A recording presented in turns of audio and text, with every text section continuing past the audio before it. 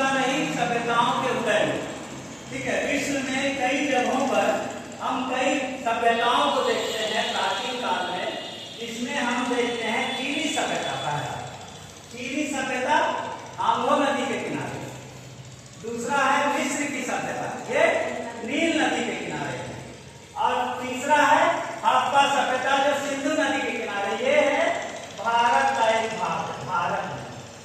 ठीक है, और एक ये है मेसोपोटामिया की सभ्यता जो दजला और फरात नदियों के मध्य स्थित थी।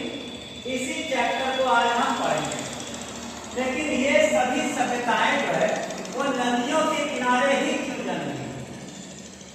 ये प्रश्न उठता है कि सभी सभ्यताएं नदियों के किनारे ही क्यों हैं?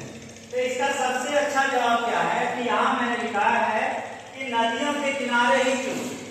पहला, इसमें हम पाते हैं कि पीने की पानी की उपलब्धता है। हमें आसानी से नदियों से स्वच्छ पानी मिल जाता है जिसे हम पीने में इस्तेमाल कर सकते हैं। दूसरा है कृषि कार्य के लिए, कृषि कार्य के लिए जो खेतों में या कह सकते हैं कि उपजाऊ मिट्टी हमें आसानी से नदियों के किनारे ही मिल जाती है। तीसरा है व्यापार या आवागमन, नदियों के रास्ते से भी व्यापार होता था जो आसानी से कहीं